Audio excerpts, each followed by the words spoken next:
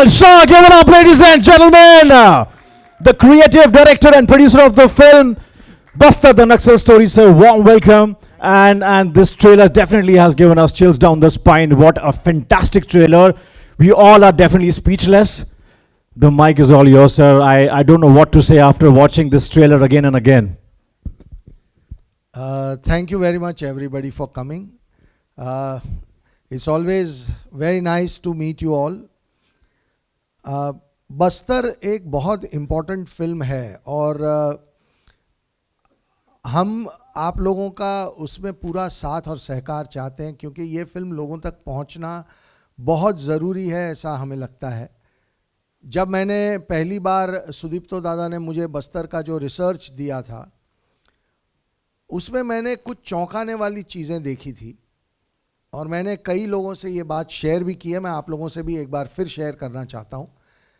हम सबको पता है कि 76 जवानों को वहाँ शहीद किया गया और उसका JNU में एक सेलिब्रेशन हुआ, ये हम सबको पता है।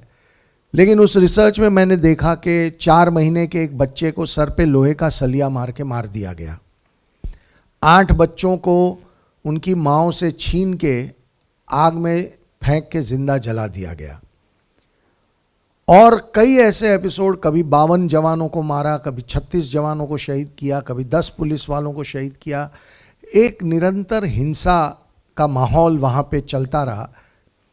आज जब हम ये बात कर रहे हैं, आज वहाँ पे एक व्यक्ति को मार दिया गया इस धारणा पे कि वो एक पुलिस का इन्फॉर्मर था। पिछले महीने में 14 लोगों से ज़्यादा को मार दिया गया जिसमें 4 हमारे जवान भी थे। और इसका एक दूसरा पहलू मैंने देखा कि वहाँ बस्तर में आप सड़कें नहीं बना सकते। सड़कें बनाएंगे तो नक्सली गोली मार देंगे, स्कूल बनाने जाएंगे तो बम लगा के उड़ा देंगे, अस्पताल नहीं बनाने देंगे, मोबाइल टावर नहीं लगाने देंगे, पानी की लाइनें नहीं बिछाने देंगे।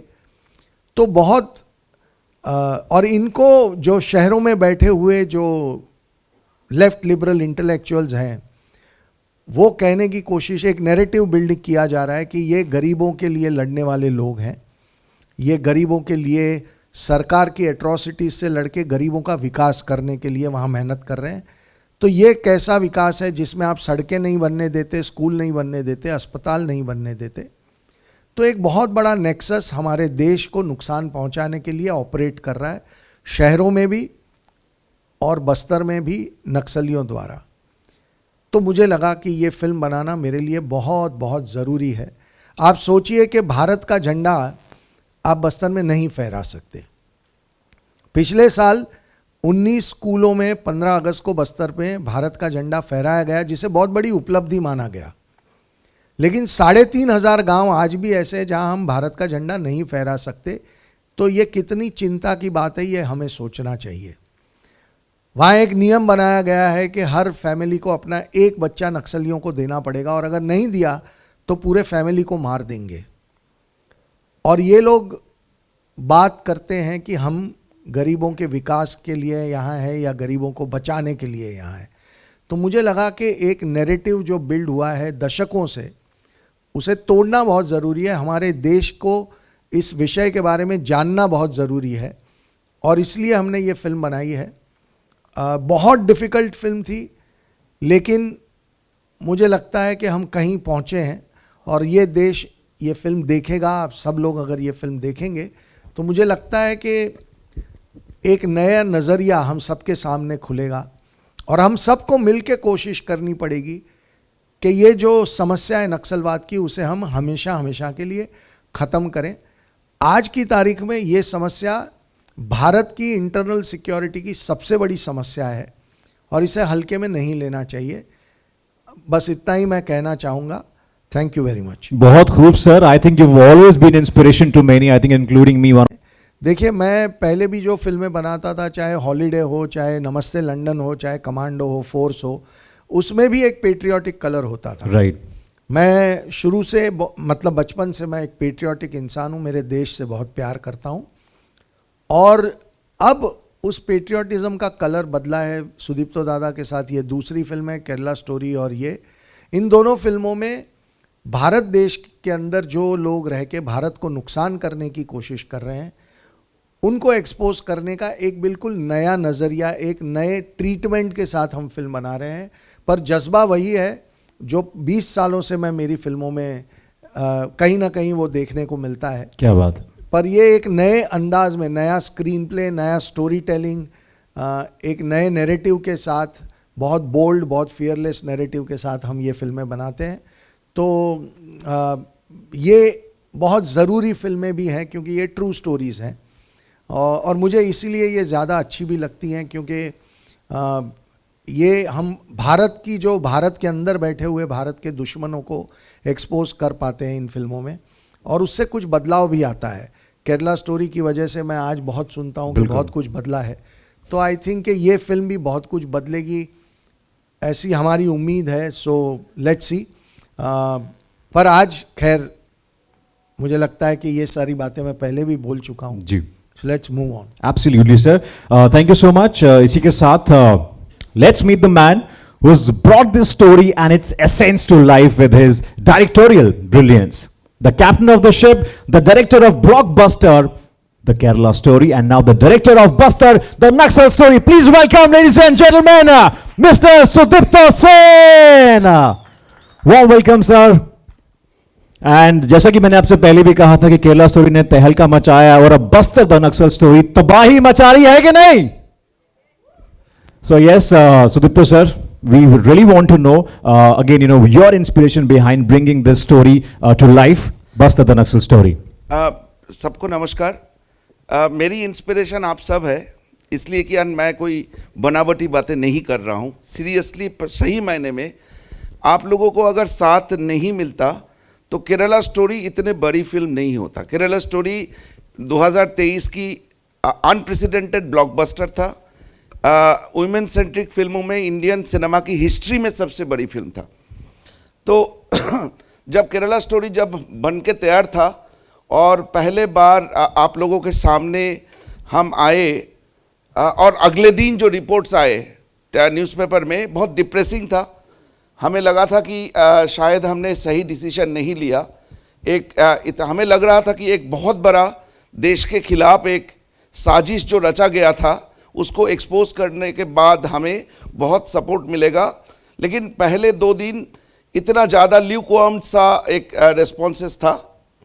लेकिन जब आप लोगों ने सब फिल्म देखे और उसके बाद जिस तरह सपोर्ट आप लोगों को मिलता गया, भारत की हर कोने में हम गए, मतलब मैं आप लोगों को अगर वो एक्सपीरियंसेस बताते जाऊं तो मुझे ये आज पूरे समय इसमें लग जाएगा कि क्या क्या हम लोगों ने लोगों के अंदर मैडनेस देखा, लोगों के अंदर एक रॉ इमोशन देखा। मतलब और ये मालूम है कि ये आप लोगों की सपोर्ट के बिना, आप लोग अगर हमारी फिल्म के बारे में नहीं लिखते, नहीं अच्छे बातें करते, तो केरला स्टोरी इतने बड़े सक्सेसफुल नहीं होता। ये इसमें हमें मुझे कोई हेजिटेशन नहीं है ये बोलने के लिए कि आप लोग हमारी केरला स्टोरी की ब्रांड एम्बेसडर थे। आप सब अब आए बस्तर। जब केरला स्टोरी इतने बड़े सक्सेसफुल हुआ और विपुल जी के साथ जब हम एक साथ 2-3 फिल्म बनाने के लिए एक प्लान कर रहे थे, तो हमें इमीडिएटली लगा कि बस्तर की ये सही कहानी बताना चाहिए।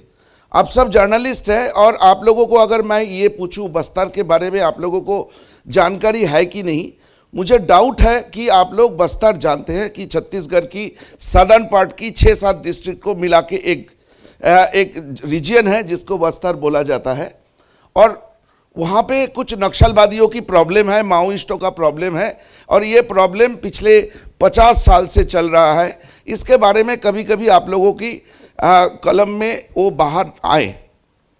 जब बड़े बड़े घटना घटे, जब टाटमेटला में जो 76 जवानों को मार दिया गया था, या रानी बदली में जब 52 जवानों को मार दिया गया था, जब हमारे गढ़चिरौली में 52 जवानों को 35 जवानों को मार दिया गया था, ये सारे खबर आप लोगों ने बहुत बारीकी से छापे। लेकिन दुख की बात यह है कि पिछले 55 साल में हर दिन हर मोमेंट में बस्तर की लोग, आम जनता, गरीब लोग, ट्राइबल्स एक दहशत की ज़िंदगी जी रहे हैं, और जिसके नतीजे कि पिछले 10-12 साल में 12-15 हज़ार लोगों की मौत हुई है। और जिसमें बहुत संख्या में हमारी देश की सिपाही थे। तो ये कहानी मैं बहुत दिन से, मेरा बचपन से इस कहानी को मैं फॉलो करते आया। आप समझ गए, आप जानते हैं मेरा बैकग्राउंड बंगाल है और ये मूवमेंट की आइडियोलॉजी सबसे पहले हमारे देश में बंगाल में आया था। तो मैं बारीकी से इस आंदोलन को फॉलो करता गया और जब पूरे इंडिया से इसको छोटे होते होते सेंट्रल इंडिया की बस्तर को सेंटर करके ये फैलता गया, तब जाके मुझे लगा कि इसके ऊपर मुझे फिल्म बनाना चाहिए। इसलिए कि ये जो साजिश बस्तर के अंदर एक देश की सबसे बड़े साजिशों में एक साजिश रचा गया, जिसके लिए 50 से 55 हज़ार लोग पिछले 55 साल में जान दी, बंगाल से लेकर केरला तक। इसकी कहानी बोलने का सही समय आया। तो मेरे सारे बातों पे जो भी आप लोगों को जानना है, आप ट्रेलर देखें, सॉन्ग रिलीज के बाद जो भी सवाल है आप करते रहिएगा, हम उसके जवाब देंगे।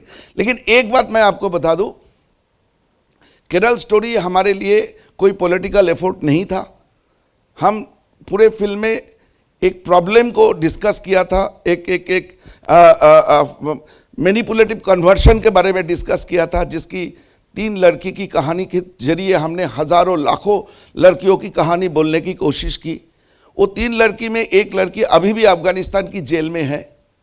एक लड़की जो खुदकुशी की थी, उसकी माँ बाप आज भी जस्टिस के लिए वेट कर रहा है।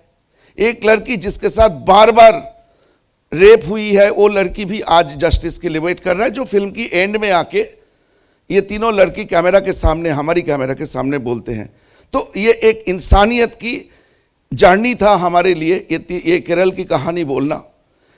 एग्जैक्टली सेम वे बस्तर में हम उन लाखों लोगों की कहानी बोलने की कोशिश की, जिनमें से कुछ आवाज़ आज आप सुनेंगे, जो आए हैं बस्तर की गांव से 2 दिन 3 दिन जर्नी करके वो लोग पहुँचे हैं। उनमें से ज़्यादातर आज पहले बार हवाई जहाज़ में चढ़े हैं।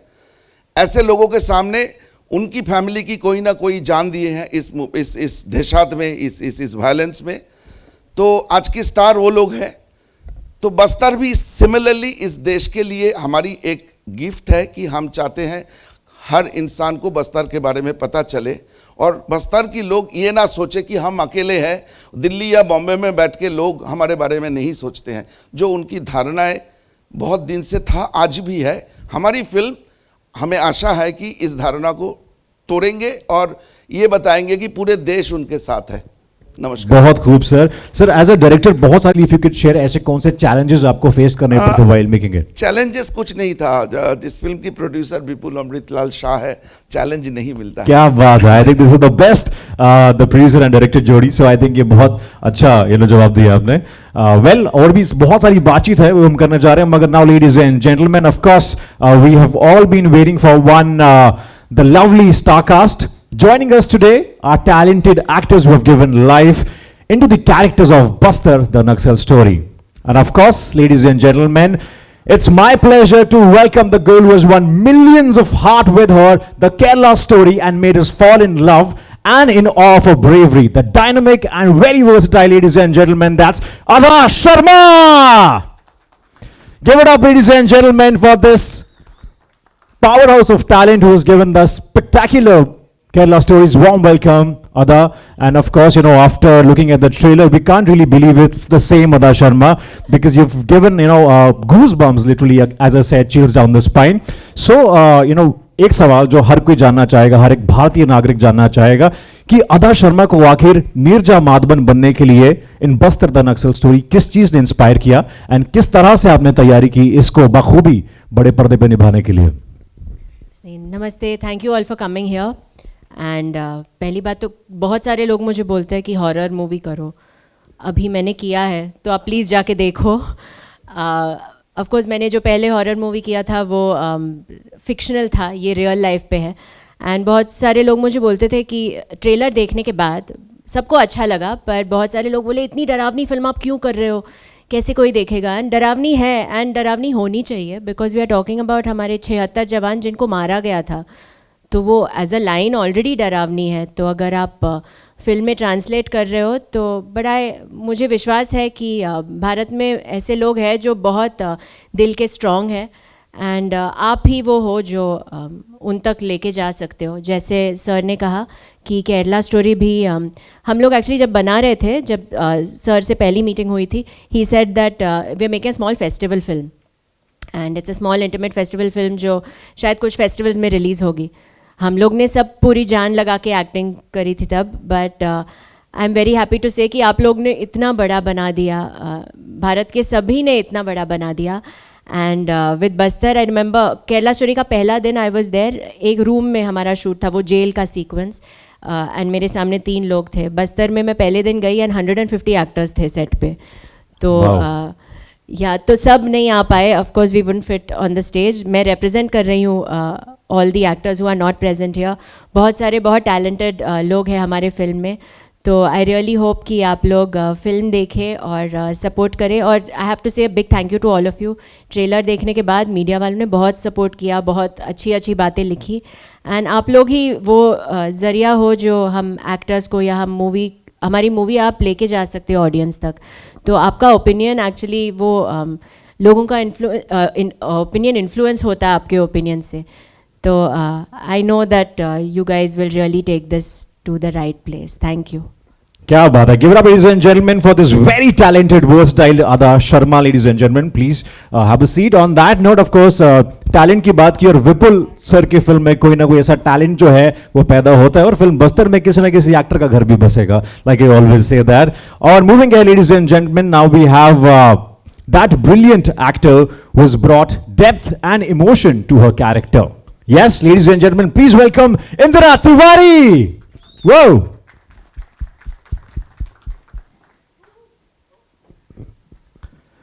Warm welcome, Indira.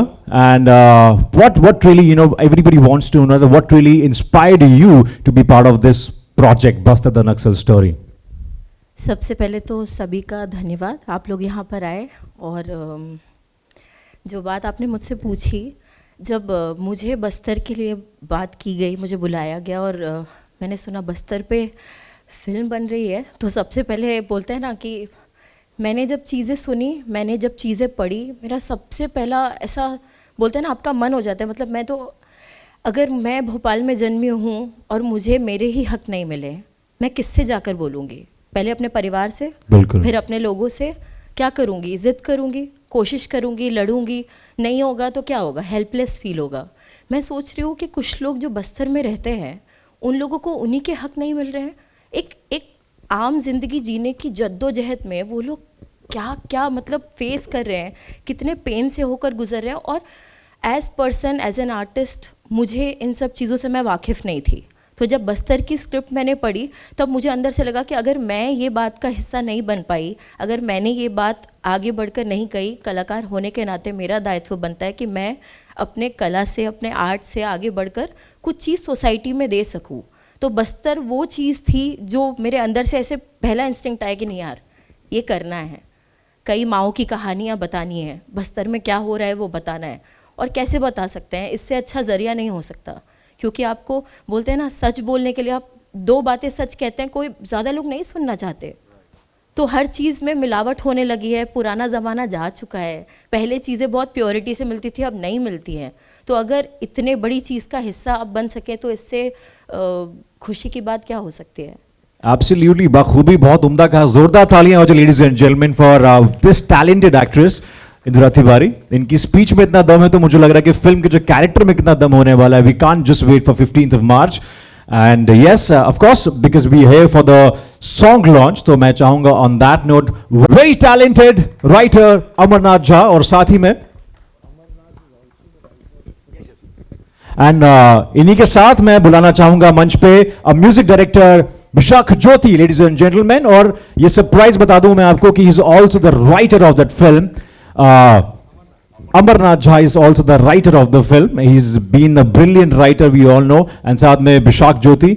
And Amarnath, मेरा आप दोनों से ये सवाल है, जब ऐसा पावरफुल एंथम आप लिखते हैं, उस समय आपके जहन में क्या चल रहा होता है? एंड ऐसी फिल्म जब आप बड़े पर्दे पे लेके आते हैं, तो tell us all that that's been cooking up in your mind. जी, पहले तो नमस्ते सभी मीडिया बंधुओं को मेरी तरफ से.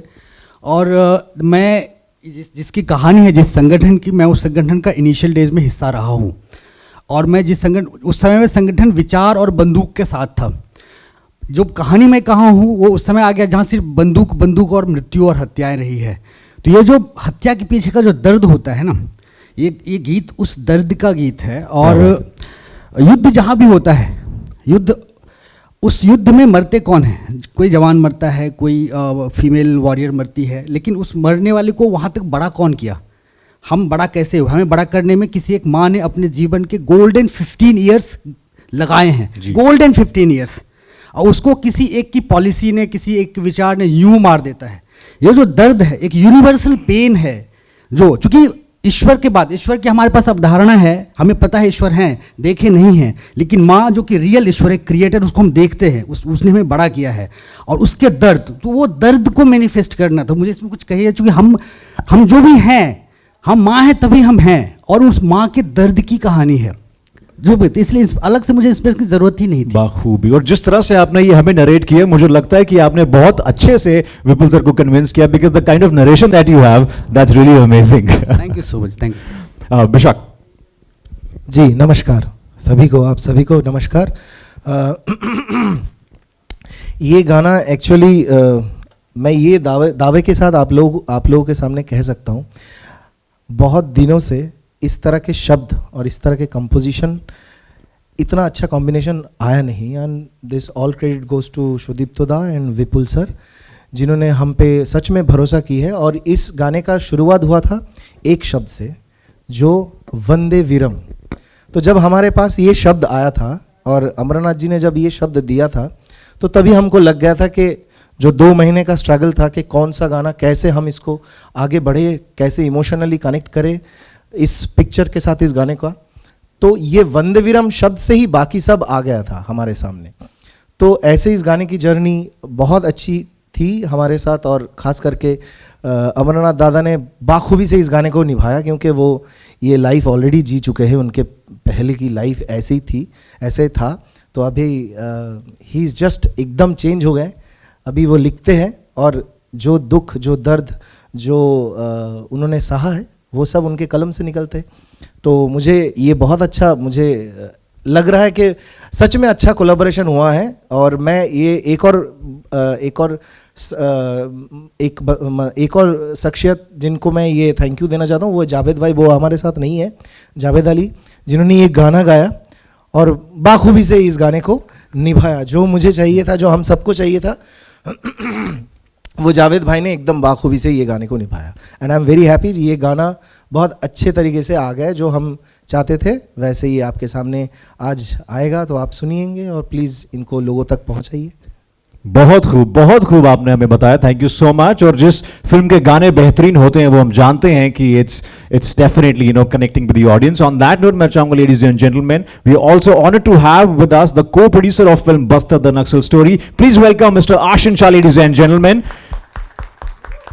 who's been working day and night. I see him working really hard. So Ashin, please आप भी विराजमान हो जाएं. And of course हमने स्टारकास्ट से बात की, कास्ट एंड क्रू से बात की, संगीत की बात की, हमने राइटर से बात की। अब ये मेरा सौभाग्य है, it's definitely my honour, pleasure to invite on stage the family members of the souls who have sacrificed their lives in fight against Naxals. Just 1 second before they come, एक तो हम सब यहाँ से जगह दे दें उनको। ये वो लोग हैं जिनके फैमिली में किसी न किसी की जान नक्सली हिंसा में गई है, और ये सारे सिक्योरिटी ऑफिसर्स किसी न किसी फोर्स के साथ जुड़े हुए हैं। और हमें लगा कि क्योंकि हमारा ये जो गाना है ये एक ट्रिब्यूट है हर माँ को, हर फैमिली मेम्बर को जो अपने बच्चों को खोते हैं, एक माइंडलेस वायलेंस का जो सिलसिला चल रहा है उसमें। आप सोचिए कि पाकिस्तान के साथ जो 3 युद्ध हुए उसमें हमने 8,700 के करीब जवान खोए हैं, लेकिन देश के अंदर हमारे ही देश के लोगों ने हमारे देश के 15,000 से ज़्यादा सिक्योरिटी ऑफिसर्स को शहीद किया है। तो ये गाना जो है ये हम चाहते थे कि इनको बुला के इनको समर्पित करें, और इनके थ्रू हर उस सिक्योरिटी ऑफिसर के फैमिली को समर्पित करें जिन्होंने किसी न किसी को खोया है। So please let them come on the stage and we are going to go off the stage. गाना इसके बाद हम प्ले करेंगे 2 बार. आफ्टर दैट कुछ कहानियां ये लोग नरेट करेंगे. प्लीज तालियां मैं चाहूंगा कि सभी मीडिया फिट जोरदार हो जाएं, बिकॉज ये छत्तीसगढ़ से स्पेशली हमारे लिए आज यहाँ पे मौजूद हुए हैं. इन सब के लिए बहुत मुश्किल घड़ियां रही हैं. तो हम 2 बार गाना प्ले करेंगे और उसके बाद हम कुछ कहानियां सुनेंगे इन्होंने क्या झेला है. And then of course if you have any questions for any of us, please आइए, प्लीज बैठिए.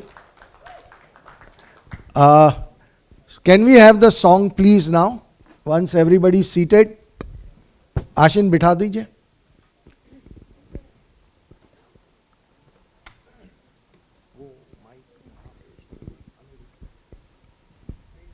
Lights off, please. Once they settle down, slowly. Yes. Ladies and gentlemen, this is time to hear.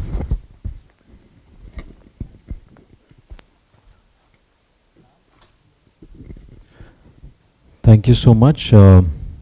ये शहीद संतोष कुमार पाठक की family से थे. मैं चाहता हूँ शहीद जय सिंह ठाकुर कि बेटी जो है वो प्लीज मंच पे आए.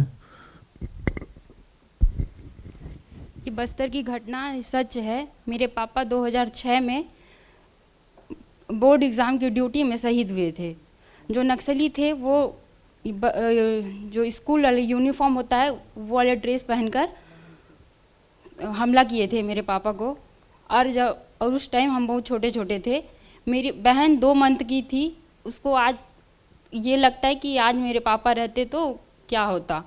और उन नक्सलियों को के नाम से इतना चिढ़ती है मेरी बहन. आज वो मिल जाए तो मैं उनको क्या करूँगी ऐसा सोचती है.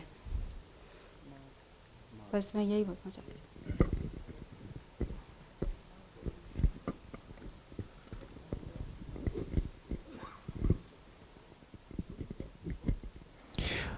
Right, I think we have further more stories, but on that note, once again, I would like to call upon stage the cast and crew, of course.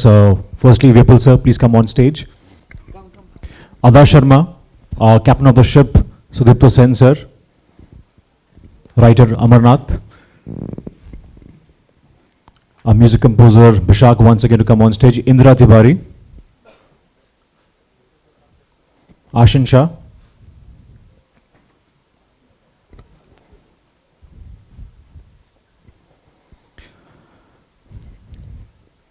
ये लोग ट्रेंड स्पीकर नहीं है पर आपको उनका दर्द ज़रूर टच किया होगा. और ऐसे हज़ारों फैमिलीज़ हैं हमारे सिक्योरिटी फोर्सेस के जवानों के जो इन माइंडलेस वायलेंस में जिनको अपने परिवार से किसी न किसी को खोना पड़ता है. और इसीलिए ये फिल्म बहुत ज़रूरी है और भारत के हर इंसान को देखनी चाहिए कि हमारे ही देश के लोग हमारे ही देश के लोगों को इस तरह मार रहे हैं. हम जब बस्तर में थे तो हमें एक इंसान ने बहुत दिल दहला देने वाली बात बोली थी.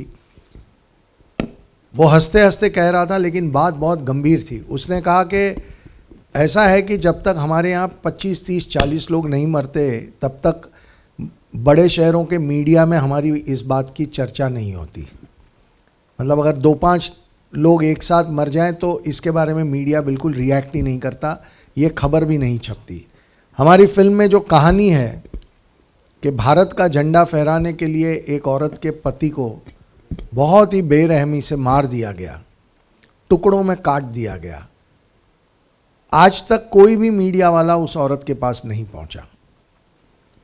तो ये एक क्यों, और इसका एक सबसे बड़ा रीज़न ये है कि एक नैरेटिव बिल्ड जो किया गया है कि ये नक्सली जो हैं ये अच्छे हैं, ये जो हैं वो गरीबों की मदद करते हैं. आपने देखा कैसे लोगों की ज़िंदगियां तबाह हो रही हैं, अपने फैमिलीज टूट रहे हैं और इनको अच्छा दिखाने की साजिश जो चल रही है डेकेड से, उसे इस फिल्म में हमने एक्सपोज करने की कोशिश की है. So now if you have any question answers for anybody, if Dada wants to speak something he will, but otherwise you can ask questions to them or to us, anybody, we are here.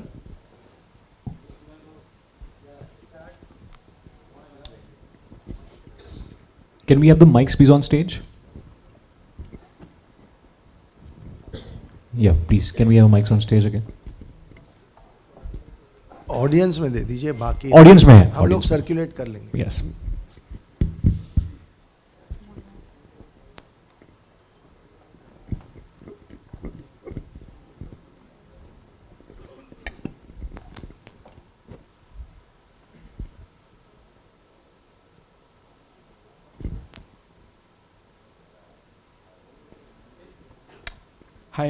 Hi Sameer here from movie talkies. मेरा Hi. सवाल producer और director से रहेगा। आपने जैसे कि अभी इसमें दिखाया बहुत सा वायलेंस और ब्रूटलिटी दिखाया है। Do you think censor would mind that it might just deflect all the conflicts you wanted to show on the screen? So, what you have seen is already censored by the Censor Board of India. There is a due process. They ask for evidence of everything that we are claiming to be true. Kerala story के वक्त ये process 2 महीने चला था। हमने 200 से ज़्यादा documents दिए थे, 2 घंटे की वीडियो फुटेज दी थी। उसके बाद वो फिल्म एक्सपर्ट्स को उन्होंने दिखाई थी जो केरला के विषय पे एक्सपर्ट होते हैं। उसके बाद उस फिल्म को सर्टिफिकेशन दिया गया था। इस फिल्म के लिए हमने सिमिलर प्रोसेस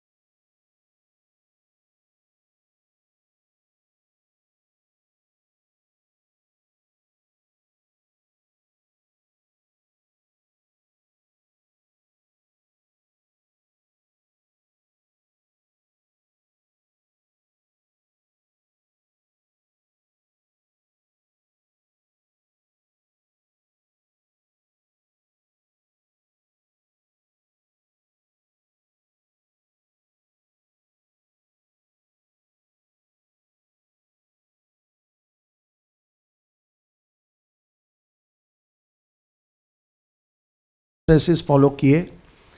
उन्होंने जो जो डॉक्यूमेंट्स हमसे मांगे हमने प्रोवाइड किए, हर एविडेंस हमने प्रोवाइड किया। एविडेंस को स्क्रूटिनाइज करने के बाद उन्होंने एक एक्सपर्ट को बुलाया था और उन्होंने उसको जब सब मटेरियल देखा, उसके बाद जब स्क्रीनिंग कमेटी ने देखी फिल्म को, तो उन्होंने इसे एडल्ट फिल्म का सर्टिफिकेट देते हुए कुछ चेंजेस के साथ क्लियर की हुई है। तो अक्सर ये धारणा होती है कि सेंसर बोर्ड ऐसी फिल्मों को रोकेगा, बट आई मस्ट से कि सेंसर बोर्ड ने बहुत बेहतरीन तरीके से इस प्रोसेस में हमारे साथ चले हैं। कुछ चीज़ें हैं जो हमें लगता है कि और भी बेहतर हो सकती थी, लेकिन आई फील के it's been a terrific journey. Rajiv Vijayakar here from News India Times. My question is to the director. Sir, ये आप कहानी है जो लाते हैं, ये जो छुपी हुई कहानियाँ हैं, इनको आप मतलब किस तरह से ढूंढते हैं? What is the process by which you land up with such stories? My next question will be for Adha, but right now आपका ओके।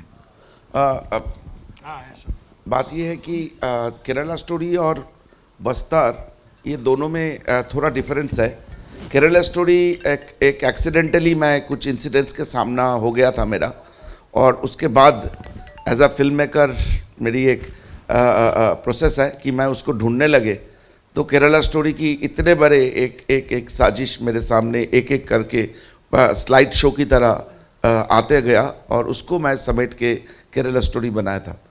बस्तर की हिस्ट्री थोड़ा सा अलग है। जो आइडियोलॉजी ये हिंसा का बस्तर में थोप दिए है, वो आइडियोलॉजी जिसको आप माओवाद बोलिए, रेडिकल पीसेंट मूवमेंट बोलिए या नक्सलिज्म बोलिए, ये मेरी जो जहाँ पे मेरा जन्म स्थान है नॉर्थ बंगाल में जलपाईगुड़ी, वहाँ से जस्ट 40-42 किलोमीटर दूर है नक्सलबाड़ी करके एक जगह है जहाँ पे इस आंदोलन की 1967 में शुरुआत हुई थी। 1967 से ये मूवमेंट आज तक मतलब ऑलमोस्ट लाइक 55-56 साल जैसे ये मूवमेंट इवॉल्व होता गया पूरे देश में। नॉर्थ बंगाल से साउथ बंगाल आया, साउथ बंगाल से बिहार, फर्दर साउथ झारखंड गए, झारखंड से कालाहांडी, कोरापुट, सुंदरगढ़, बोलांगीर, मालकानगिरी उड़ीसा में, उसके बाद गढ़चिरौली, पालघर महाराष्ट्र की, और साउथ गए तो बस्तर आया, छत्तीसगढ़ की सदर्न पोर्शन आया, उसके बाद खमाम जो आज आंध्र प्रदेश में है, तेलंगाना, ऑलरेडी तेलंगाना में तेभागा मूवमेंट चल ही रहा था करीबन 150 साल से। जो ज़मीन की बंटवारा कैसे होगा, ज़मीन की जो उगाई होगी उसकी बंटवारा कैसे होगा, इसके ऊपर बहुत दिन से तेलंगाना में मूवमेंट चल ही रहा था और वो अब तक केरल तक गए। तो ये जो लंबा जर्नी था, और ये जो एक आप अगर इंडियन मैप में देखेंगे ये एक गलियारा जैसा है जिसको रेड कॉरिडोर बोला जाता है।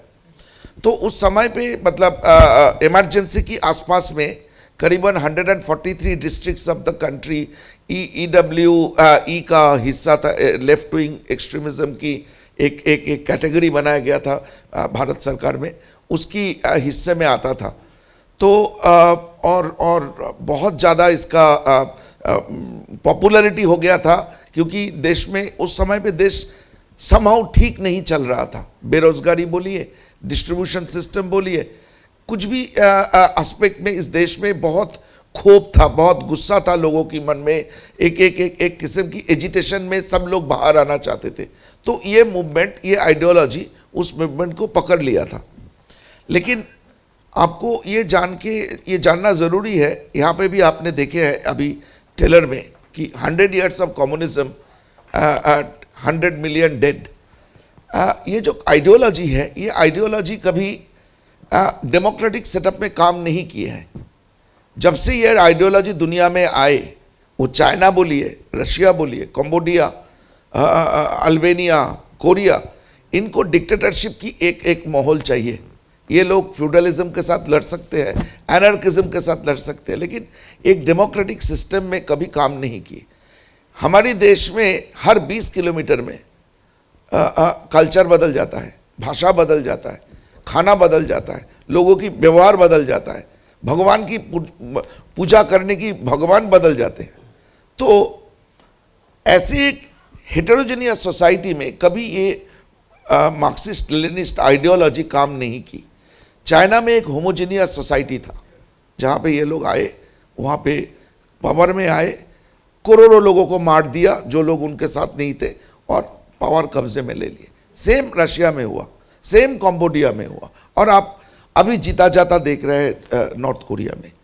तो ये आइडियोलॉजी जब भारत में आए तो गरीब लोगों के लिए एक लग रहा था कि गरीब लोगों के सामने कुछ एक बात करने की एक औजार मिला, गरीब लोगों की भाषा सरकार तक पहुंचने की। लेकिन जैसे ये आइडियोलॉजी की जो एक कण में एक इश्यूज है जो हम उस धीरे धीरे सामने आने लगे, और तब ये इनकी जो बाकी देश में जो उनका बोलबाला था वो थोड़ा सा कम होते होते श्रिंक करते करते सेंट्रल इंडिया में बस्तर में वो अटक गए। इसलिए कि बस्तर का दो बड़ी इंटरेस्टिंग पॉइंट है। एक तो जो बस्तर जगह है वो चारों ओर इंद्रावती और गोदावरी नदी की कॉन्फ्लुएंस के वजह से उड़ीसा, महाराष्ट्र, आंध्रा चारों ओर से घिरा हुआ है। और बस्तर की जो छत्तीसगढ़ की साधन पार्ट या बस्तर में जो अबूझमार करके जो जंगल है, करीबन 4,500-5,000 स्क्वायर किलोमीटर की एक जंगल है। वो जंगल इतना घना है जहाँ पे गूगल मैप तक पहुँच नहीं सकता। तो इंडियन सिक्योरिटी फोर्सेस उसके अंदर नहीं जा सकते। उसके अंदर 3-4 हज़ार गाँव हैं। वहाँ पे जो लोग हैं वो लोग आज भी भारत की डेमोक्रेसी के बारे में कोई आइडिया नहीं है उन लोगों की। उन लोग आज भी इन लोगों को माशिया बनते हैं जो डरा के धमका के पिछले 50 साल में उस जगह पे उन लोगों ने अपना अखाड़ा बना के रखा है।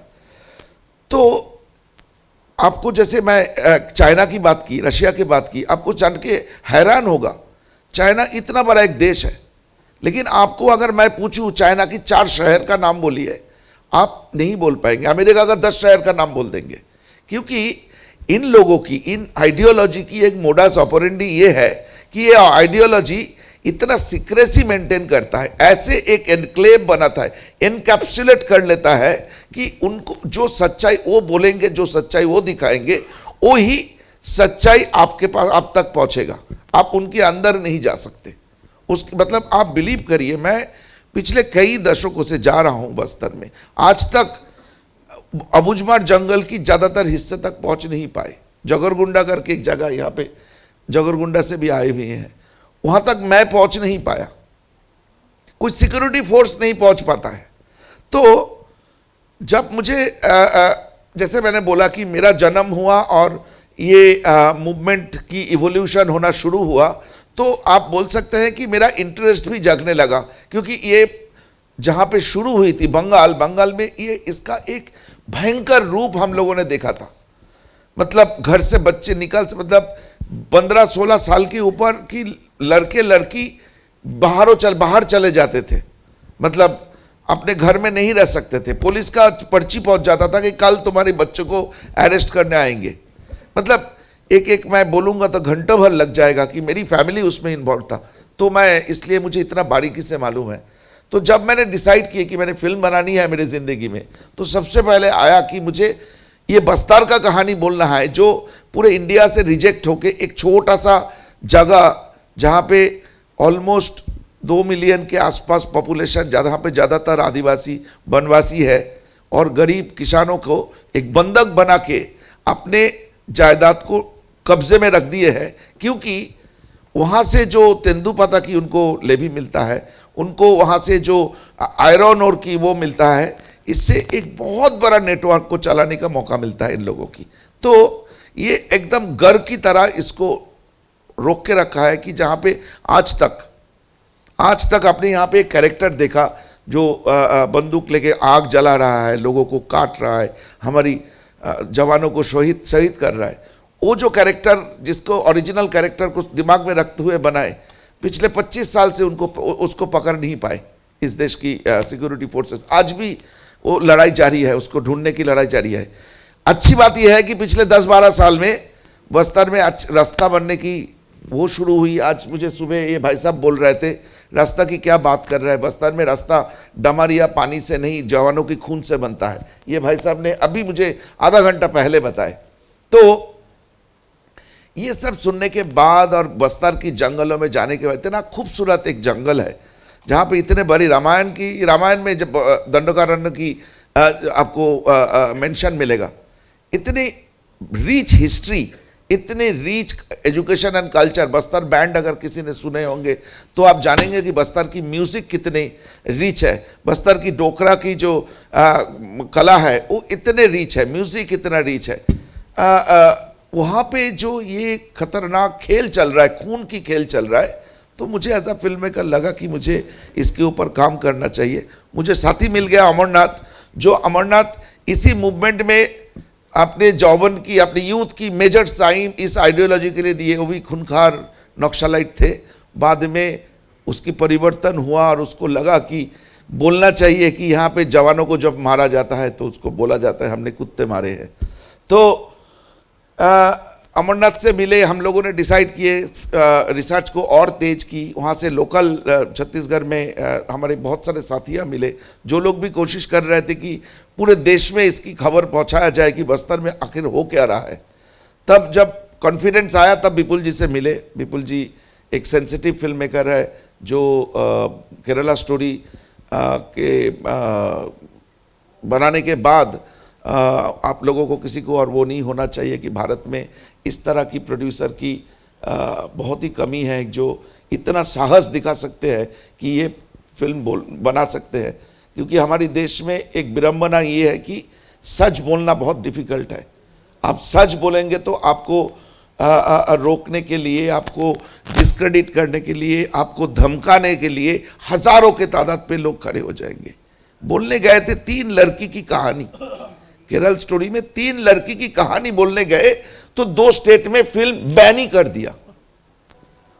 बोलने लगे कि हम प्रोपागेंडा करते हैं। अरे 3 लड़की, एक लड़की अभी भी अफगानिस्तान की जेल में बंद पड़ा है।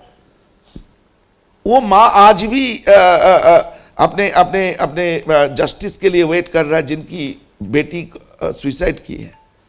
तो ये सारे बोलना हमारे देश में एक विडंबना है। बड़ी हैप्पी सा, अगर मैं किसी को डिस्क्रेडिट करना, किसी को गलत बोलना नहीं चाहता, लेकिन पंजाबी शादी, गुजराती शादी और हीरो हीरोइन की पैर के नीचे दौड़ना अगर सिनेमा और एंटरटेनमेंट है तो मुझे लगता है केरल स्टोरी एंटरटेनमेंट की डेफिनेशन चेंज किया है।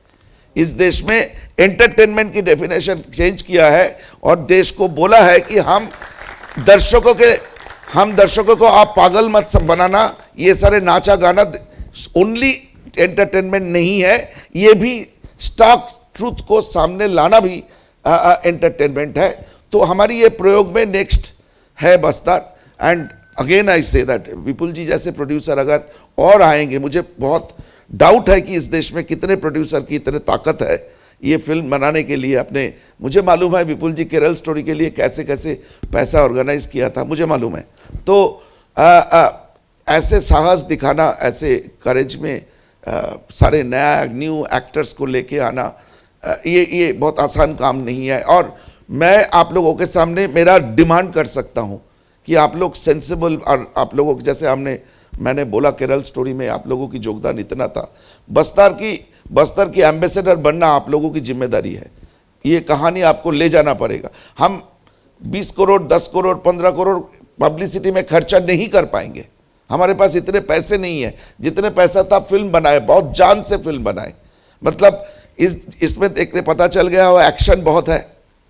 इस एक्शन डायरेक्शन करने के लिए हमने बेंगलोर से एक चेन्नई फिल्म इंडस्ट्री से one of the best action director को लेके आए थे जिन्होंने कांतारा और केजीएफ जैसे सक्सेसफुल फिल्म की एक्शन डायरेक्शन की है। तो हमने टेक्निकली इस फिल्म को सबसे बेहतरीन बनाने की कोशिश की है और मेरी दावा है कि हमने बनाया। और भाई साहब प्लीज़ जो गैलरी में बैठे हैं, मेरी रिक्वेस्ट है, ये जिम्मेदारी आपको भी बनता है क्योंकि आप और हमारी रिलेशनशिप ही इस एंटरटेनमेंट इंडस्ट्री को जिंदा रखते हैं। क्या बात है। तो ये फिल्म की एम्बेसडर हमने बना दिया, इसको सबको दिखाना है, ये आप लोगों की जिम्मेदारी है। मुझे और कुछ नहीं बोलना है। Thank you, sir. Such a passionate reply that was. My next question is for Ada ji. this what you have done is, on the face of it, looks absolutely fantastic and phenomenal. Thank you, sir. And I've just seen you in Sunflower season 2, and this is a 180-degree change, you know. And of course, Kerala Story was a different Thank you, sir. thing. So, how did you internalize this character, and how much is this character connected with reality? Does it mirror somebody who was in real life, or does it just become a fanciful kind of solution for this? Firstly, thank you for publicly acknowledging my work. Thank you for appreciating it. And yes, it is a 180-degree shift. Neither am I the bar dancer I was in Sunflower. Neither am I Neerja Madhavan. Neerja Madhavan, though, is someone who is so aspirational, is someone who I think every girl who will watch this movie will feel that she would want to be her. The strength that she shows in situations, I wouldn't mind even being 1/4 of her, because the strength that she shows in situations that are so emotional, like you saw the 76 Jawans, unko jab mara tha, and I mean she saw it, but she held her emotional strength and she didn't break down in front of everyone. So that's very different from what I am in real life also. In real life, I think I'm quite emotional, though I try to hold in my emotions and not show them, but nothing close to her strength. This heroic character, मैं actually मिली थी CRPF लड़कियों से, and वो लड़कियां अगर आप मिलोगे उनसे इतनी स्ट्रॉन्ग है, उनके आईज़ में ना एक फियरलेसनेस है, डर बिल्कुल नहीं है. You can just see it when you look into their eyes. एक लड़की थी जो 7 months प्रेग्नेंट थी, एंड उन्होंने बताया नहीं था बिकॉज वो अपनी ड्यूटी से इतनी कनेक्टेड थी कि she wanted to do it till the day that she could possibly be there. फिर एक बार नदी पार करना था, उसको शूलेसेस बांधने थे, तो that's when people found out that she is pregnant.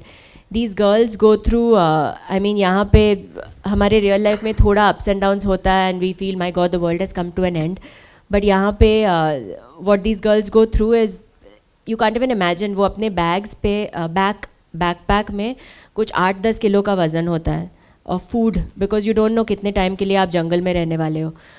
तो इंस्टेंट नूडल्स, बिस्किट्स, वो सब, बिकॉज जो पेड़ है वहाँ पे वो नक्सली लोग वो पेड़ को भी पॉइजन करते हैं, ताकि अगर डेस्परेशन में कुछ बहुत भूख लगी है, 2 दिन से कुछ खाया नहीं और कोई फ्रूट आपने लेके आप खा लिए तो आप वो फ्रूट से मर जाओ.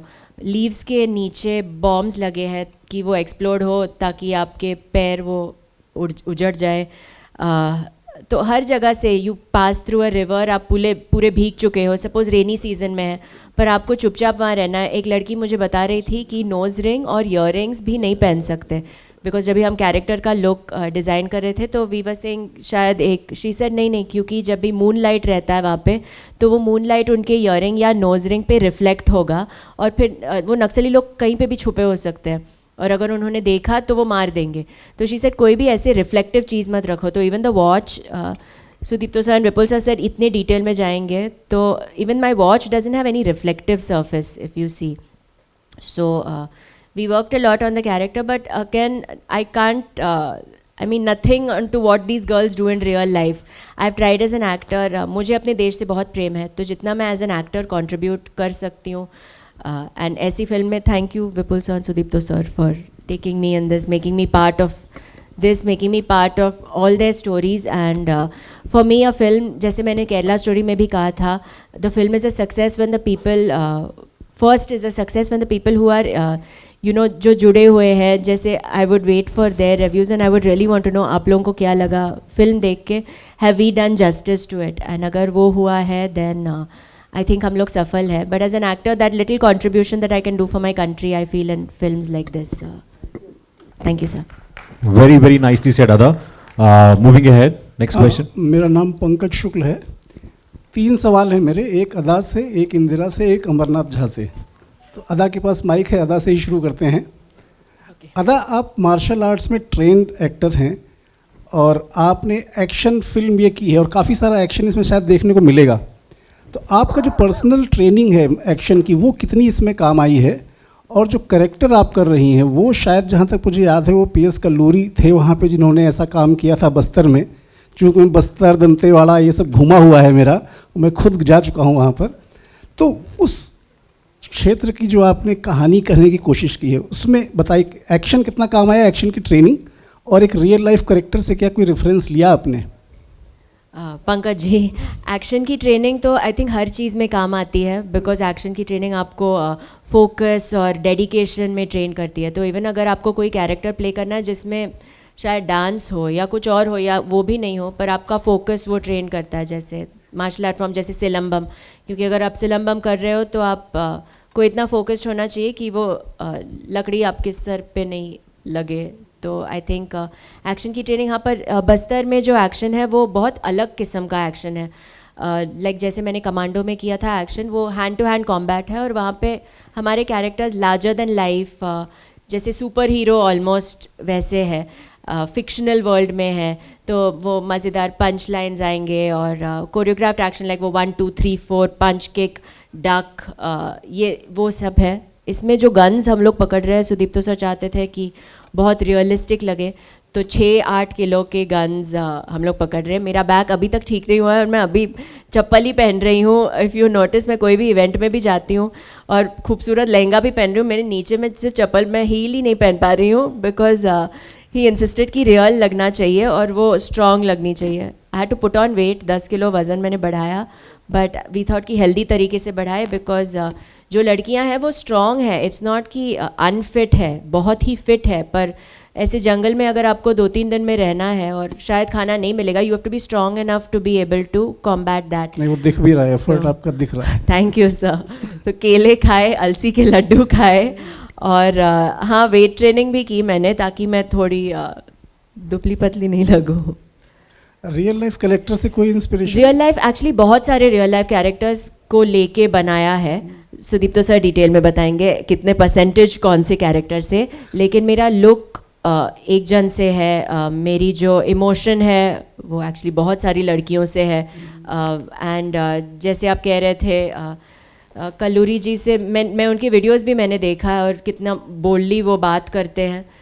एंड हाँ, मैं बहुत ईजिली एनीवे इंस्पायर होती हूँ. तो इन सब कैरेक्टर से कुछ ट्रेड्स, मैं बहुत सारे आईजी से भी मिली और उनके ऑफिसेज में भी मैंने देखा वो कैसे बात करते हैं.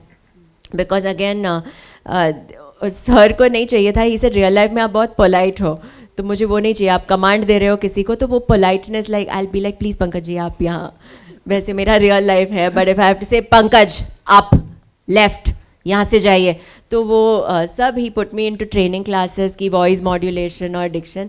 बट वो I think as an actor मेरा जॉब है, मेरा फ़र्ज़ है करना, जितना कन्विंसिंगली हो. Thank you. आपको इसमें ही अच्छा लगा तो फिल्म में तो मतलब मैं रुकी हूँ, अब आप देखो. Thank you so much.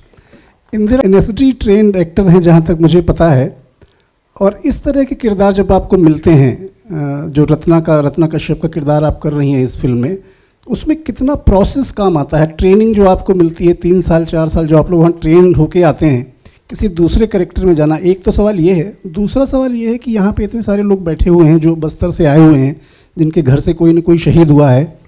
आप भी सिंगल मदर चाइल्ड हैं, तो किसी माँ का बच्चा जब आता है कहीं एक निर्जन स्थान पे काम करने के लिए, जैसे आप शहर में यहाँ बम्बई आई है भोपाल से अकेले काम करने, तो माँ का जो दर्द होता है, तो उसको आपने पर्दे पर निभाने के लिए कितनी आपको मदद मिली होगी अपनी माँ के दर्द से? पहले तो तहे दिल से शुक्रिया. दूसरी बात, जो प्रश्न आपने मुझसे किया पहले प्रश्न पे, तो कि एनएसडी के 3 साल से पहले मैं 2001 से भोपाल में थिएटर ही करती आई हूँ. मैं बचपन से थिएटर किया है, तो आप हर चीज़ सीखते हैं, कुछ चीज़ें उसमें से लेते हैं, कुछ चीज़ें छूट जाती हैं.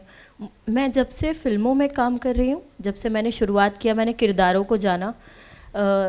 थिएटर में जितनी एक्सरसाइजेज होती थी, जितनी चीज़ें होती थी, वो एक एक्सपेरिमेंटल स्पेस होता है 24/7. आप कोशिश करते हैं क्या वर्क करेगा क्या नहीं करेगा. जब फिल्म की स्क्रिप्ट आपके हाथ में आती है, तो जैसे मैं पढ़ती हूँ, मैं पढ़ते समय कोई चीज़ तय नहीं करती. मैं हमेशा उसका जो मेन इमोशन है उससे जाने की कोशिश करती हूँ. हर फिल्म एक दूसरे से अलग होती है. बस्तर मेरे लिए बहुत ही अलग थी, क्योंकि जब मैंने पढ़ा, मैं सबसे पहले तो हाँ बहुत ज़्यादा इमोशनल थी, क्योंकि मुझे अंदर से ऐसा लग रहा था कि मैं इतने सारे लोगों को रिप्रेजेंट करने वाली हूँ. सबसे पहली बात, बस्तर वनवासी जंगल एक ऐसी जगह जो सभी के लिए है. दुनिया में नेचर ऐसी चीज़ है जो भगवान ने सबके लिए बनाई है. जो सब लोग जहाँ पैदा हो रहे हैं, सबके अपने राइट्स हैं, सबकी अपनी चीज़ें हैं, और उनको वो सारी चीज़ें मिलनी चाहिए. हर आदमी हर एक दिन ग्रो करता है. तो वो ग्रोथ कोई किसी से कैसे छीन सकता है, चीज़ें कैसे हो सकती हैं।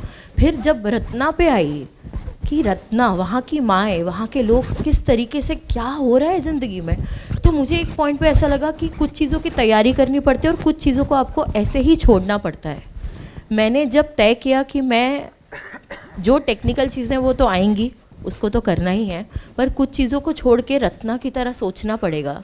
अगर मकसद क्लियर रहे कि क्या करना है, मेरा मकसद था मुझे कुछ चीज़ ढूंढनी थी, मुझे मेरा परिवार जो खोया उसके लिए अपनी बात करनी थी और आगे बढ़ना था। मैंने वो एक सिंपल मकसद लेकर चली हूँ और उसके इर्द गिर्द मुझे अगर सर ने बोला कूद जाओ, आ गए कूद जाओ, तो मैं कूद गई। मुझे बोला रस्सी पे चलना है चल जाओ, मैं चल गई।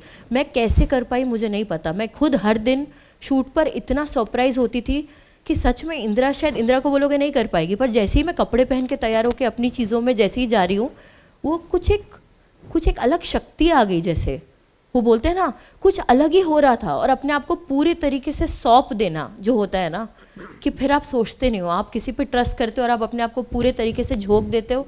जैसे कि मैं इन लोगों को देख रही हूँ, मैंने जब जो मेरी मदद के लिए 24/7 अवेलेबल थी, जिन मैम से मैंने बातचीत करी, जो मुझे हर प्रश्न का जवाब देती थी, उन्होंने मुझे एक ही चीज़ बोला था।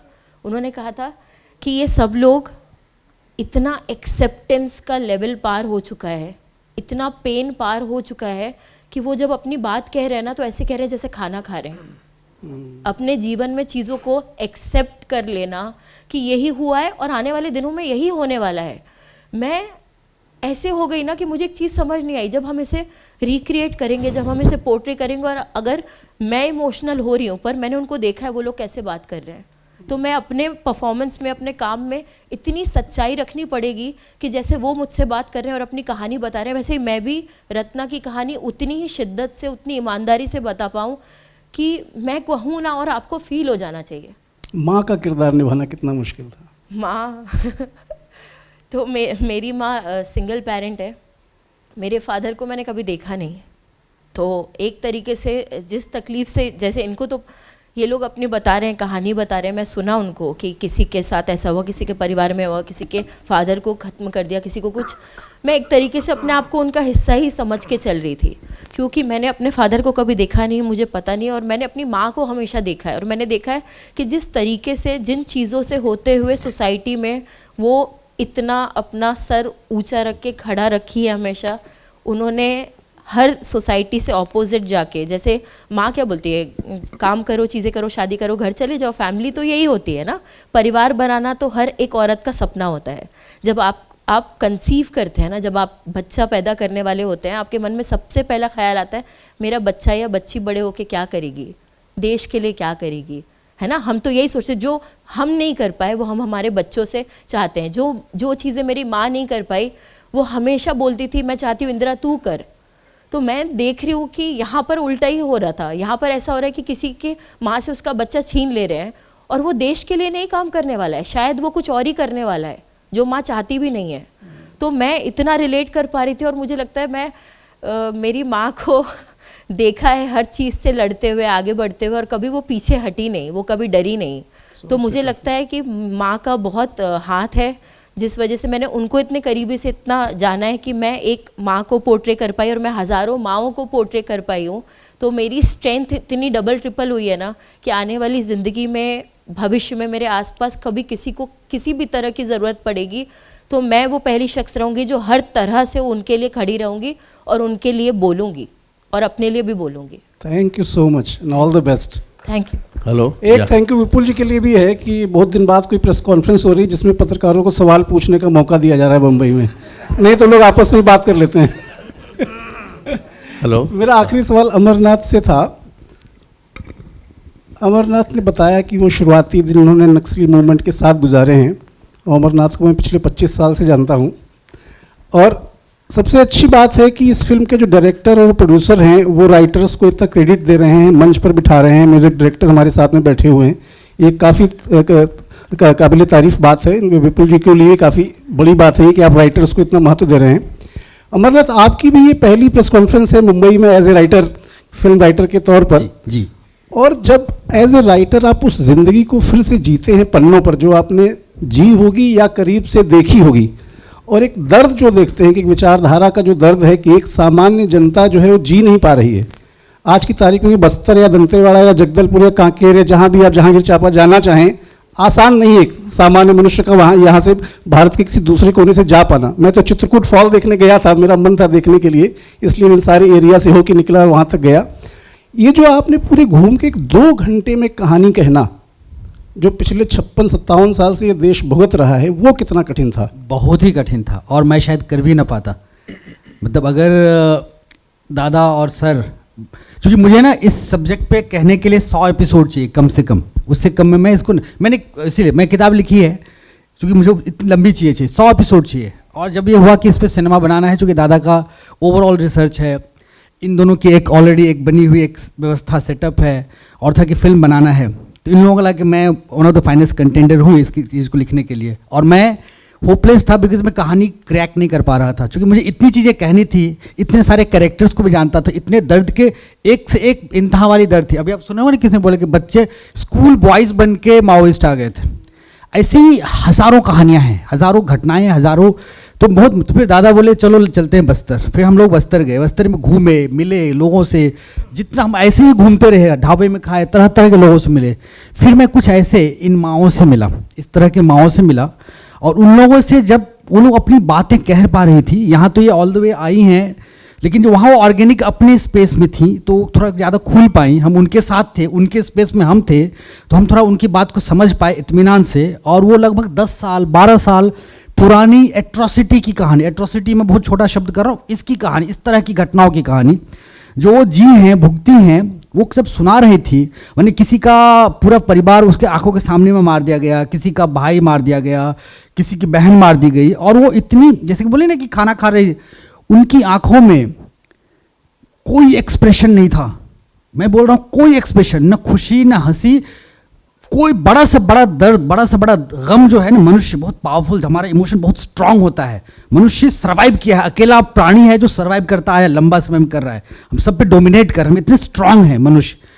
और वो 8 साल तक इमोशन, कोई इमोशन नहीं, यानी वो शॉक जो 10-12 साल पहले उसकी आंखों में लगा, 12 साल तक वो शॉक सस्टेन कर रहा है।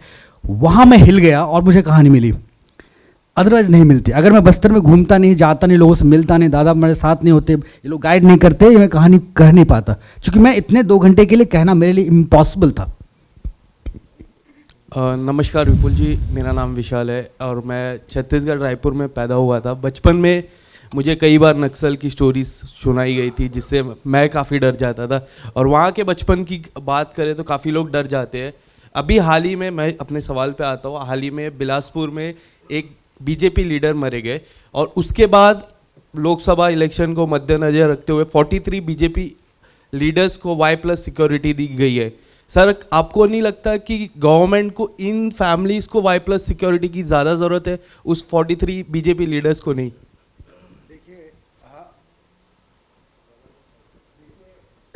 हेलो, हाँ, देखिए हर जान ज़रूरी है, और अगर आज उन लीडर्स पे खतरा है तो उन्हें भी सिक्योरिटी मिलनी चाहिए। लेकिन अगर आप एक ऐसे देश में, एक ऐसे माहौल में रहना चाहते हैं जहाँ के नक्सलवाद रहे ही ना, तो सिक्योरिटी देने का मसला ख़त्म हो जाएगा। हम हमारे देश में अगर विदाउट सिक्योरिटी नहीं जी सकते तो ये बहुत बड़ा प्रॉब्लम है। हमारे को सिक्योरिटी की क्यों ज़रूरत होनी चाहिए अपने देश के अंदर? हम जब केरला स्टोरी बना रहे थे तो केरला स्टोरी के बाद हमको मुंबई पुलिस ने बहुत समझाया था कि आप सिक्योरिटी लीजिए, और हमने ज़िद की थी कि हम नहीं लेंगे।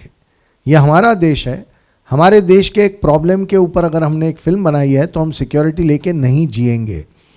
लेकिन ये हम बम्बई में कर सकते हैं, ये बस्तर में करना नामुमकिन है। आज इतने लोग यहाँ आए हैं, इनकी हिम्मत को सलाम है कि वो पूरे सदमे को जीने के बाद भी वो अपनी ज़िंदगी में आगे बढ़ रहे हैं। हमें सबको मिलके ये नक्सलवाद का जो प्रॉब्लम है उसे ख़त्म करना है, और नक्सलवाद का जो प्रॉब्लम है उसका जो शहरों में बैठे हुए लेफ्ट लिबरल जो उनको एक नैरेटिव बना के सपोर्ट कर रहे हैं, उनको भी उखाड़ के फेंकना है, और नक्सलवाद को भी उखाड़ के फेंकना है। हम ये चाहते हैं कि बस्तर शहर देश की मुख्य धारा में उस तरह आए जैसे कभी वहाँ नक्सलवाद था ही नहीं। वहाँ कभी कोई एक भी जिंदगी जानी नहीं चाहिए, किसी एक इंसान की जान भी नहीं जानी चाहिए इस माइंडलेस वायलेंस में। तो कोशिश हमारी सबकी ये होनी चाहिए और इसीलिए ये फिल्म हमने बनाई है, क्योंकि 90% लोगों को इस प्रॉब्लम का पता ही नहीं है। तो हम चाहते हैं कि ये देश देखे इस फिल्म को और हम सब मिल के कोई ऐसा एक्शन बनाएं कि नक्सलवाद को वहां से हम जड़ से उखाड़ के फेंक दें। विपुल जी हेलो।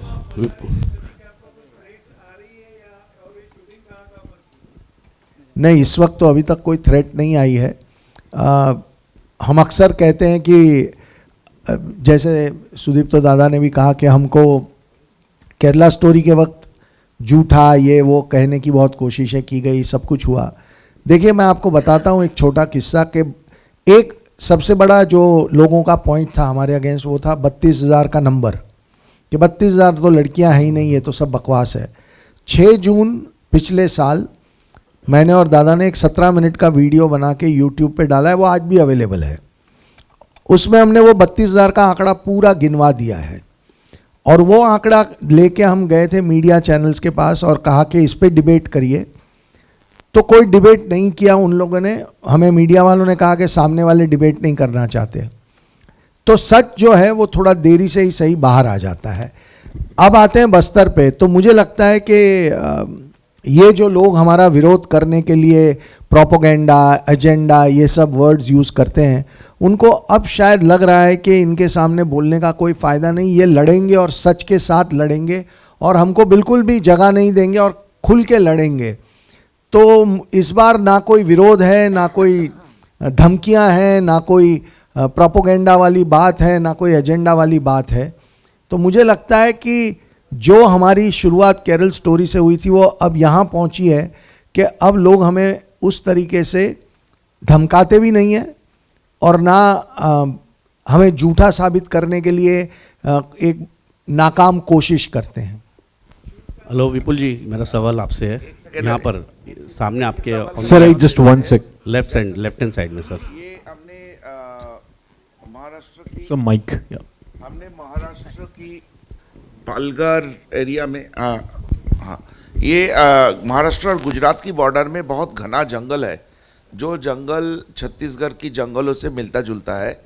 तो हमने ज़्यादातर शूट वहाँ पे किया और महाराष्ट्र की एक्सट्रीम ईस्ट में गढ़चिरौली करके एक डिस्ट्रिक्ट है, उस गढ़चिरौली डिस्ट्रिक्ट में हमने शूट की। तो दुख रह गया कि हम बस्तर में जाके शूट नहीं कर पाए, कभी कर लेंगे। फिलहाल तो यही था। सर जी हेलो विपुल जी सर एक छोटा सर वन सेकंड या प्लीज। हाँ सर, काफ़ी अच्छा ये जो बस्तर आपने सब्जेक्ट उठाया, इससे पहले भी आपने सब्जेक्ट उठाया था और मैं आपको सैल्यूट करता हूँ कि ऐसी फिल्में बननी चाहिए। मगर इस देश में कुछ फंडिंगें हैं, फंडिंग आती है आतंकवादियों के, नक्सलवादियों को कहाँ से फंडिंग होता है सर? ये ऐसा कुछ आपने सब देखिए,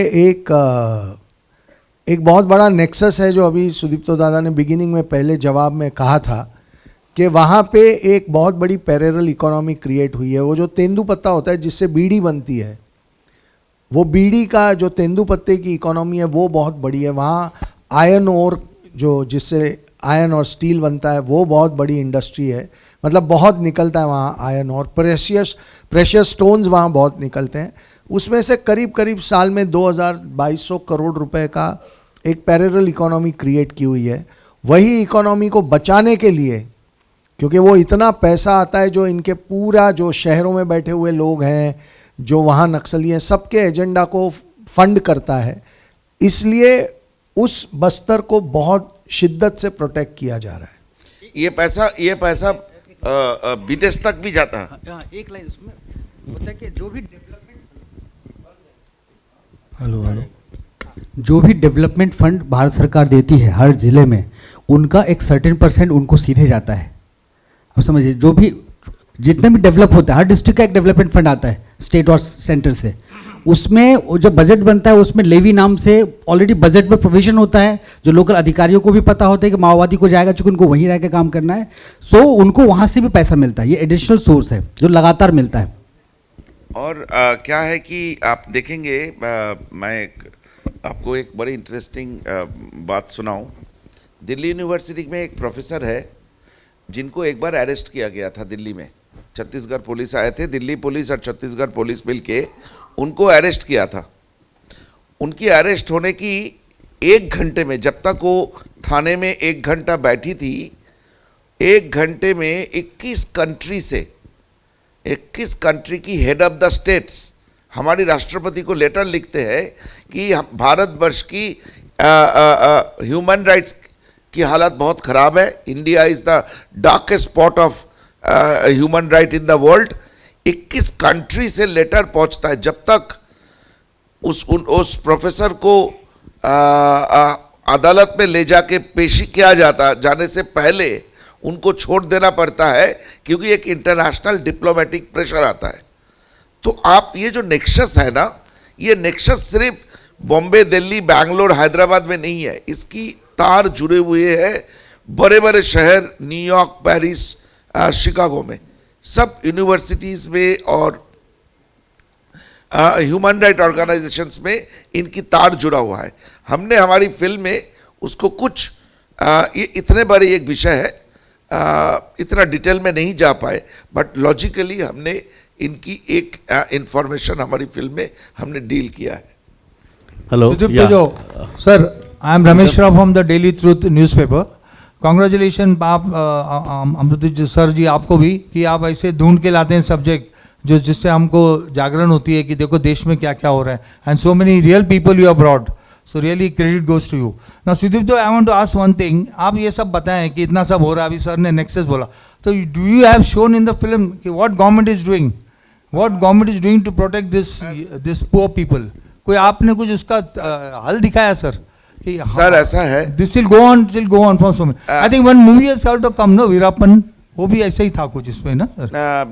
वीरापन मैंने देखा नहीं है, इसलिए मैं बोल नहीं पाऊंगा। लेकिन मैं आपको बता दूं, हमारी फिल्म एक ह्यूमन डॉक्यूमेंट है।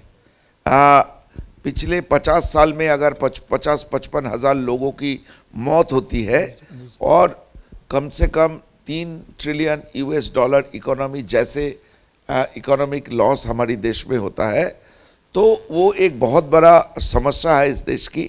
तो हमने हमारी फिल्म को कंसंट्रेट किया था वहाँ पे लोग जो एवरीडे बेसिस पे जो वायलेंस के सामना कर रहे हैं, एवरीडे बेसिस पे इस देश की जो इकोनॉमिक लॉसेस किया जा रहा है उसके ऊपर केंद्रित है। ये कहानी इंसानों की कहानी बोलते गए और उस दौरान जो मुद्दे हमारे सामने आए हम सबको टच तो किए। हमने ऐसा डेफिनेटली नहीं किए कि कोई चीज़ हमने अधूरा छोड़ दिया एक आम कन्वीनियंट सिनेमा की तरह। हमने गहराई में गए, एकदम बस्तर की मिट्टी की खुशबू लेके आए हमने फिल्म में। लेकिन हमने इस तरह की इशू जो पॉलिटिकल दायरे में आता है उसको ज़्यादा नहीं गए, क्योंकि हमें आज भी लगता है बस्तर की इशू जो है वो पॉलिटिकल इशू ज़्यादा नहीं रह गया। अमरनाथ भी आपने थोड़ी देर पहले बताया, ये पॉलिटिक्स था, पॉलिटिकल इशू ज़्यादा नहीं रह गया, ज़्यादा बंदूक की भाषा में बातें चल रहा है वहाँ पे। हमने उनके उस बंदूक की और बंदूक की दिए हुए जो रियलिटी है उसके ऊपर कॉन्सेंट्रेट ज़्यादा किए। अच्छा, एक साल म्यूजिक राइटर बुसुक मजुमदार, नो? जी सर, बोलिए। विशाख ज्योति Majumdar. You have taken Javed Ali as a singer. Yes, There's sir. only one song in the film? How many नहीं, इस फिल्म में 3 गाने हैं। अच्छा। और वो धीरे धीरे आएंगे। अभी तो हमने आज वंदे विरम लॉन्च की, उसके बाद धीरे धीरे बाकी 2 गाने भी आएंगे। Why you choose Javed Ali only, not any other singer? Any more credits for him? नहीं सर, ऐसा कुछ नहीं। मुझे लगा कि जावेद जी का आवाज़ मुझे लगा कि इस गाने के साथ थोड़ा सूट हो सकता है। बहुत सारे सिंगर्स हैं, तो उनमें से मुझे लगा कि जावेद भाई ज़्यादा अप्रोचेबल था, तो मैंने जावेद भाई को ज़्यादा अप्रोच की। और ये मेरी डिसीजन नहीं थे, हम सबकी डिसीजन थे। मेरा सवाल जी सर, बिल्कुल बिल्कुल, बहुत खुश हूँ मैं। हेलो, मेरा सवाल गाना कैसा लगा? सही बात है। Hello Okay, one last question, जी, please. मेरा question आपसे है, Okay, Vipul one ji. last question, please. Yeah. Hello मैं ये पूछ रहा था कि जैसे कि ये तो बहुत ही माइक निकल रहा है। इंस्पायरिंग स्टोरी थी कि या सुदीप्तो दादा सर से मेरा सवाल रहेगा या विपुल सर जो भी जवाब दे सकें, कि आपने कहा कि एक नैरेटिव सेट किया गया है कि ये भटके हुए नौजवान हैं, उनको मुख्य धारा में लाना चाहिए अपने देश के ही लोग। लेकिन हमारा सवाल है कि अगर बिना पॉलिटिकल सपोर्ट के नक्सलवाद की समस्या कैसे आई देश में? हालांकि वो भी अपने ही नागरिक हैं, और अमरनाथ जी ने बताया कि जो सरकारी फंडिंग आती है तो सरकारी फंडिंग उनको दी ही क्यों जाती है, उस पर क्यों नहीं रोक लगाया जाता? क्यों सरकारी, अब मान लीजिए वहाँ के तेंदुपत्ते से इनकम ले रहे हैं, ठीक है, लेकिन सरकारी फंडिंग उन तक क्यों पहुँच रही है? हेलो हेलो हेलो सरकारी फंडिंग उन तक पहुंच रही है क्योंकि हमारा सिविल गवर्नेंस वहां तक नहीं पहुंच पाता है। सिविल गवर्नेंस को लोग रिस्टोर नहीं होने देते। देखिए जहाँ जहाँ सिविल गवर्नेंस रिस्टोर हो गया, झारखंड में वो लोग नहीं टिक पाए, बिहार से चले गए, बंगाल से एक हद तक चले गए, कुछ जगह बचे रह गए क्योंकि वहाँ हमारा जो सिविल गवर्नेंस है, सिविल एडमिनिस्ट्रेशन स्टोर नहीं हो पा रही है। और जहाँ सिविल एडमिनिस्ट्रेशन स्टोर नहीं होगी तो कौन होते हैं? BDO चलाते हैं ना, ब्लॉक डेवलपमेंट ऑफिसर होते हैं। और तो उनके पास कितनी ताकत होती है? वो लगता है कि एक जो 10 बंदूक वाले आएगा उसको बोलेंगे नहीं हम तुम्हें ये ब्लॉक डेवलपमेंट फंड का ये 5 लाख रुपए उसमें 50,000 तुमको नहीं देंगे या 20 कितना का है तो नहीं मना कर सकते हो। तो सिविल और माओवादी इसीलिए सड़क नहीं बनने, समझिए ये पूरा इकोसिस्टम है। सड़क बनेगा तो सिविल एडमिनिस्ट्रेशन रिस्टोर हो जाएगा तो उनकी ताकत चली जाएगी। तो अब मेरे ख्याल से बहुत सिंपल मैं आंसर बता दिया। मेरा सवाल विपुल जी से है। विपुल जी, मेन मुद्दा है, हम पॉलिटिक्स में नहीं जाना चाहते, हम ह्यूमन ट्रेजेडी पे रहना चाहते हैं। लोगों की जिंदगियां, देखिए पॉलिटिक्स होता है नहीं होता है वो सब एक तरफ है, सफ़र कौन कर रहा है? कॉमन लोग सफ़र करते हैं, ये लोग सफ़र करते हैं, ये लोग सफ़र करते हैं। तो कहानी जो है वो इनकी होनी चाहिए। इनका पेन कब आएगा लोगों के सामने? हम अक्सर पॉलिटिशियन को गाली दे के बोल देते हैं कि ये इशू यहाँ ख़त्म, लेकिन ये जो ह्यूमन ट्रेजेडी है ये लोगों तक आना बहुत ज़रूरी है। मेरा सवाल Very well said. Thank you so much, sir. I think we are मेरा done एक with it. सवाल है, And we're running out of Vipul time. जी, मेरा एक सवाल है आपसे। Okay, just last one question. विपुल जी यहाँ पर Vipul ji ji, Vipul ji on your left, left. Sir One last. Hindi में क्यों और इंग्लिश में वाई, ये मेरा सवाल है आपसे। जब केरला स्टोरी में आपको इतने थ्रेट आए, बहुत कुछ हुआ, ये पूरा देश जानता है, उसके बावजूद अब बस्तर ये जो again is a kind of controversy, तो you tell me why you again came as a producer. एक तो कोई कंट्रोवर्सी तो हुई नहीं, आपने कहीं पढ़ा हो सुना हो नहीं, तो अभी बताइए। आगे चल के तो मतलब यही है कि इट्स वेरी डिफरेंट। देखिए क्या होता है, अगर आप अपने देश से प्यार करते हैं ना, जो मेरी कमर्शियल फिल्मों में भी आपने देखा है कि मैं देश प्रेम मेरी फिल्मों में होता ही है, और मैं व्यक्तिगत रूप से बहुत अपने देश से प्यार करता हूं। तो जब आपके सामने ऐसा एक मुद्दा है जिसमें आप देखें कि हमारे देश के हज़ारों लाखों लोग सफ़र कर रहे हैं, उनकी ज़िंदगियां बर्बाद की जा रही हैं, जान ली जा रही है, एक वायलेंस का एक पागलपन चल रहा है, तो आपको लगता है कि ये अब आपका फ़र्ज़ है। और मुझे लगता है कि केरला स्टोरी के बाद ऐसी कहानियाँ बोलने की हिम्मत और बढ़ी है, कम नहीं हुई। वैसे हम लोग ज़्यादा डरते नहीं हैं, अगर कोई ऐसा थ्रेट वेट आता है तो उतना फ़र्क नहीं पड़ता, टू बी वेरी ऑनेस्ट। क्या बात। और करना पड़ता भी है। देखिए हर एक इंसान को अपने देश के लिए थोड़ा बहुत तो करना भी चाहिए। अब आप मुझे बताइए कि हम जो कर रहे हैं वो इनके फैमिलीज़ ने जो सेक्रीफाइस किया उसके सामने क्या है? कुछ भी नहीं है। हम तो सिर्फ उनकी बात को लोगों तक लेके आ रहे हैं। इनके पेन को किसी को तो ज़बान देनी पड़ेगी ना। तो हम तो मानते हैं कि हम लकी हैं कि हम इनके पेन को लोगों के सामने लेके आ रहे हैं। क्या बात है, जोरदार तालियां। I think thank you so much Vipul sir once again for kind words and the cast and crew. मैं चाहता हूं कि this is a time for photo op, so मैं चाहता हूं सभी द एंटायर टीम ऑफ मैं सिर्फ इतना कहना चाहता हूं इन द एंड कि इन लोगों की जो पेन है, इन लोगों का जो दर्द है, उसे आप लोग इतना बड़ा बनाएं कि आगे किसी सिक्योरिटी ऑफिसर या किसी जवान या किसी कॉमन इंसान की जान बस्तर में ना जाए और ये नक्सलवाद हमेशा के लिए ख़त्म हो, इसमें हम सब अपना कंट्रीब्यूशन करें। यही इन लोगों के लिए हमारा सच्चा सपोर्ट होगा। Thank you very much. Very well said, sir. So there's a Amarnath Jha, Vishak Jyoti, music composer, and of course the very versatile Ada Sharma is right here.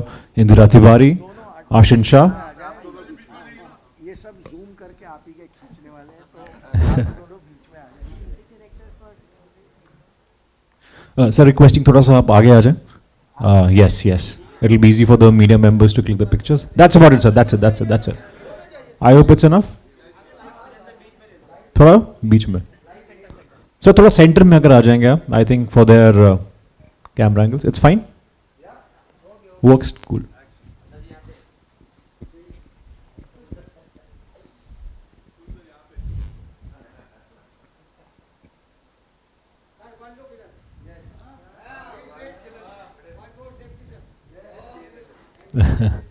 Right. Also sir the cast too please be here. मैं चाहता हूं कि हमारे साथ जो हमारे special guest हैं आज मौजूद हैं, please join in the team. Ada to please come in between as requested by media.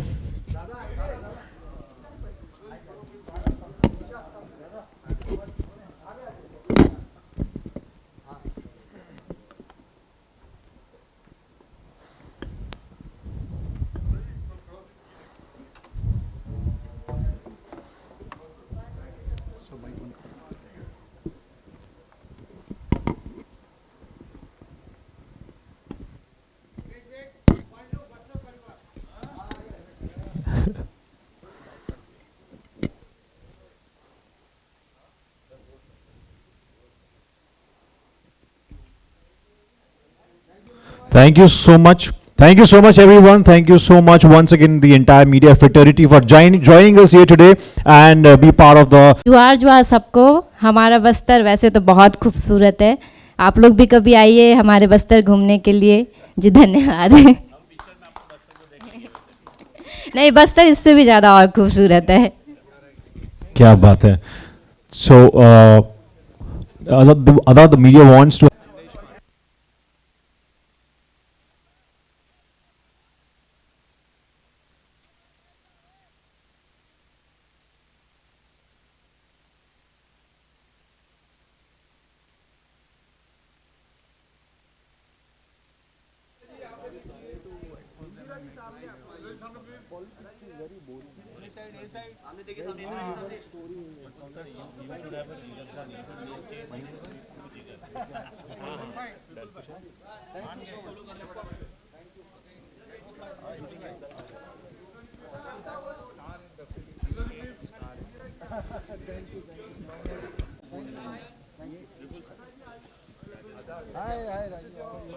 Pankaj ji क्या हाल है? आप सुपर फिट हो गए.